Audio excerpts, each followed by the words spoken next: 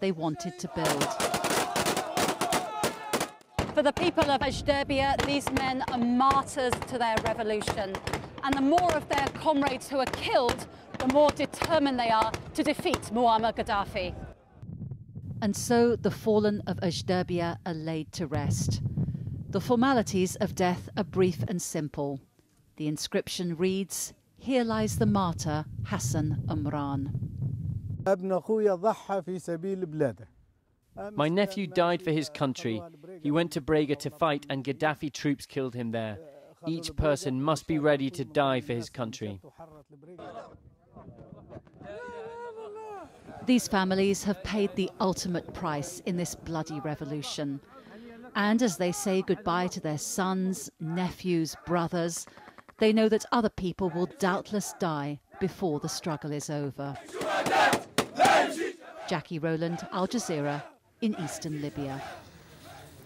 The UN is warning that rising oil costs resulting from the turmoil in Libya could impact the global food market. Prices reached a record high in February. During 2010, food costs went up 38% in Kenya, 26% in Afghanistan, and 31% in Indonesia. The rise is being blamed on drought in grain producers like China and Russia, increased demand all over Asia, and stockpiling by importers. Activists also blame the U.S. biofuel policy. The U.S. hands out $6 billion annually to farmers who sell their grain to ethanol producers. ActionAid says this creates artificial demand and inflates the price of corn. Well, Cullen Hendricks is a climate and food security specialist in the University of North Texas, and he explained how the recent unrest has affected prices. If we use the historical precedents as our guide, specifically the food price crisis of 2007 and 2008, we saw that unrest in some 48 countries, protest and rioting related to increasing food prices, actually had the effect of spurring the decisions in major grain exporters, specifically Indonesia, India, and China, for closing off exports. This obviously had the effect of making food more scarce in international markets and driving up prices. So yes, I think it's safe to say that the unrest we're seeing now can only add more volatility and more uncertainty into these markets. And the other significance of the Middle East region is the fact that a lot of oil comes from there, and oil prices have been rising, not necessarily because of shortage, but mainly because people are anticipating instability. How much does oil price affect future food prices? Well, oil prices are obviously a very significant determinant of food prices, especially as we've moved towards more mechanized and industrialized food production, both in the United States and other developed countries, but also in the developing world as well.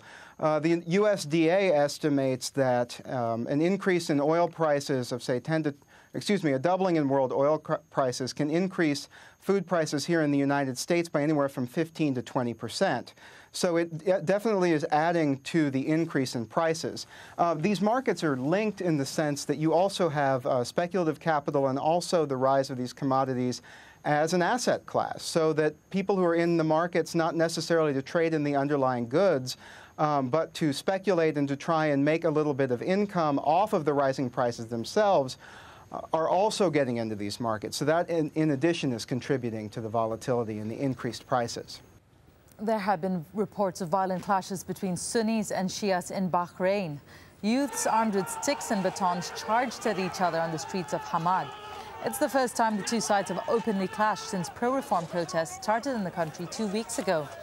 This comes as opposition groups say they are ready to talk to the government. In Oman, several thousand pro-government supporters took part in one of the largest rallies staged in the country so far. They gathered outside Sultan Qaboos bin Said's palace in the northeastern town of Mana.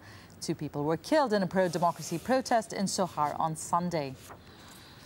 Tunisia's interim president has called an election on July 24th to appoint a group to rewrite the constitution. But that means Fouad Mebaza will stay in power beyond his March 15th deadline. In a televised speech, Mebaza said he and the caretaker government will keep their positions until the vote is held. Anti-government protesters in Yemen are planning to hold more rallies later on Friday.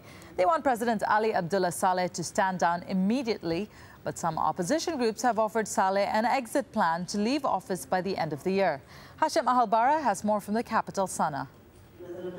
The roadmap is ready, but where will it lead? After spelling out their vision for a future without President Saleh, Yemen's main opposition parties say there is little point in any further talks with the nation's veteran leader.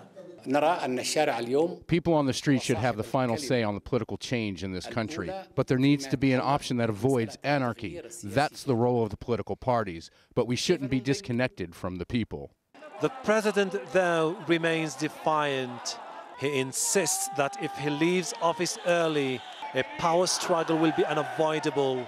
Because this country have got a lot of things which are different from any other scenario. We have got Southerners who have been asking for secession. We have got the Houthis who are asking for different ideas and views, perhaps a sort of local government with full power. You have got Al-Qaeda. So we have got to have a clear, perspective of what change we're aiming at. And that clarity isn't easy to achieve. The Yemeni Socialist Party has its constituency mostly in the south, and the south is under tremendous repressive pressure. So that is not conducive to YSP participating in dialogue. But the presence of Salafi extremists in the dialogue, I think, has alarmed another party, Al-Haq party, and it's causing additional complications in the dialogue. In the capital, anti-government protesters celebrated an army officer who joined their demonstration. And they say their fight will go on regardless of the political confusion. Back to square one. The protesters and the opposition are planning mass rallies on Friday to put more pressure on President Saleh to step aside. They want to bid him farewell, and that, they say, can't wait for another 2 years. Hashim Al-Barra, AlJazeera, Sana'a. At least 9 people have been killed in a suicide attack at a police station in northwestern Pakistan. Officials say a lorry carrying explosives rammed into a security checkpoint in the town of Hangu. Around 30 others were injured. The blast was so powerful, houses and shops in the area collapsed. Barack Obama has acknowledged that the United States must prevent the flow of guns and money into Mexico. His comments followed a meeting with Mexican President Felipe Calderon. Now, these talks came amid tension over a recent killing of a U.S. immigration agent in northern Mexico. Kimberly Halkett has this report. You can count on us. It was a warm welcome for Mexican President Calderon at the White House, but behind the public smiles and handshakes, a strained relationship between the two countries remains. The reason, the escalating violence in Mexico's drug war. Calderon criticized the United States for not doing enough to help his country fight organized crime groups responsible for the violence. He blames the U.S. for turning a blind eye to weapons seeping south across its border and not doing enough to stop U.S. demand for illegal drugs. Thousands of military officers and police have fallen in the line of duty in Mexico. To these deaths, we add the death of Jaime Zapata. Jaime Zapata is the U.S.